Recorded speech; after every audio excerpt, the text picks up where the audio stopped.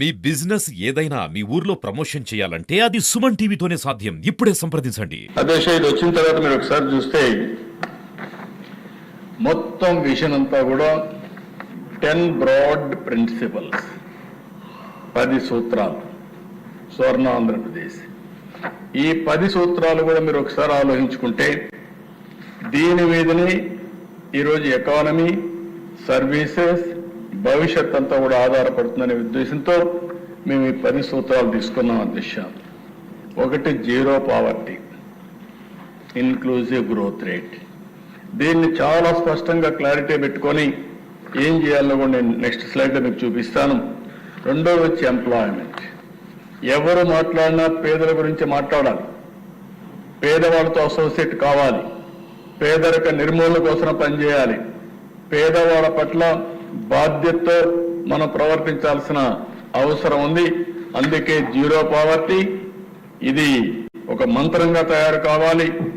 ఎక్కడ చూసినా అందుకే నేను పేదల సేవలో మొదటి తారీఖు పెట్టాం, పింఛన్లు ఇస్తున్నాం, సంక్షేమ కార్యక్రమాలు ఇస్తాం.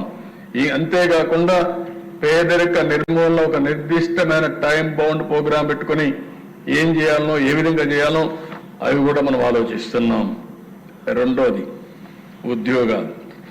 ప్రతి ఒక్కరి బాధ్యత మీ నియోజకవర్గంలో ప్రతి ఒక్కరికి ఉపాధి కల్పించడం, ఉద్యోగాలు ఇప్పించడం. ఆ ఉద్యోగాలు కూడా క్వాలిటీ ఉద్యోగాలు రావడం. అందుకే నేను నాలెడ్జ్ ఎకానమీ చెప్పాను, అవి కూడా వర్కౌట్ చేస్తాం. మూడవ దశ demographic management, population management, skilling, human resource development. ఎక్కడికక్కడ మానవ వనరుల అభివృద్ధి, ఎడ్యుకేషన్, హెల్త్, అదే మరి స్కిల్లింగ్, అప్ స్కిల్లింగ్, ఇవన్నీ కూడా కంటిన్యూస్ ప్రాసెస్ జరగాలి. అందుకే మూడో ప్రాధాన్యత ఇచ్చాం. నాలుగవ దశ వాటర్ సెక్యూరిటీ. ఏదైతే వాటర్ తాగడానికి, ఇండస్ట్రీకి, వ్యవసాయానికి అవసరం, దీనికోసం వాటర్ సెక్యూరిటీకి ఎక్కువ ప్రాధాన్యత ఇచ్చాం. దాని డీటెయిల్స్ కూడా చెప్తాను. Farmer, agritech. ఫార్మర్ అనే వ్యక్తి ఈరోజు మనకు అందరికీ తిండి పెట్టే పరిస్థితిలో ఉంటే అన్నదాత ఇబ్బందుల్లో ఉన్నాడు. అందుకే చాలా స్పష్టంగా ఆలోచించాం.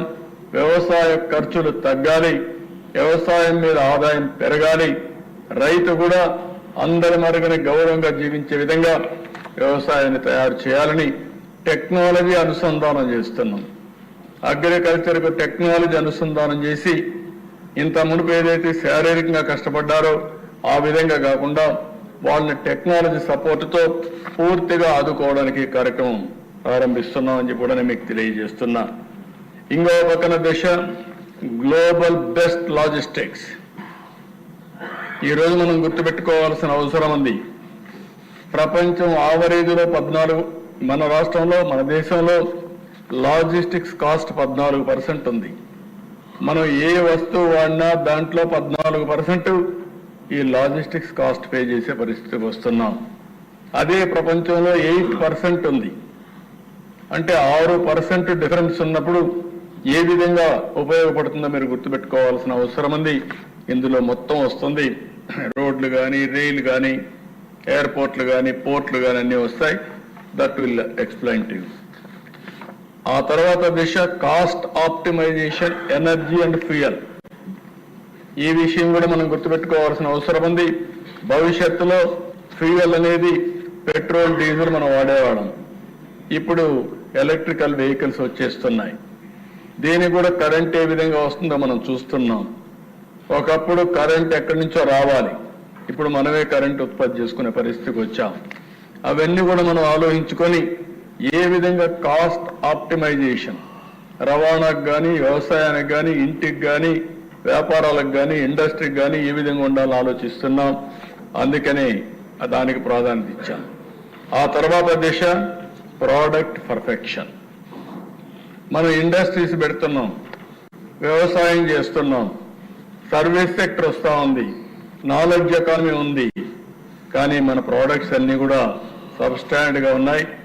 దానివల్ల మనం అనుకున్నటువంటి బ్రాండ్ని ప్రమోట్ చేయలేకపోతున్నాం. దీనివల్ల వాల్యుయేషన్ రావడం లేదు. అందుకని ఏది మాట్లాడినా ఆంధ్రప్రదేశ్లో తయారయ్యే ప్రతి ఒక్క వస్తువుని బ్రాండ్ని ప్రమోట్ చేసి వాల్యూ అడిషన్ చేసి ఒక ప్రోడక్ట్ పర్ఫెక్షన్ దిశగా పోవాలని చెప్పి ఆలోచిస్తున్నాం. ఇంకో పక్కన దేశం స్వచ్ఛ ఆంధ్రప్రదేశ్. ఈరోజు స్వచ్ఛ ఆంధ్రప్రదేశ్ మనం గుర్తుపెట్టుకోవాల్సిన అవసరం ఉంది. ఈ రోజుట్లో టెక్నాలజీ ఏజ్లో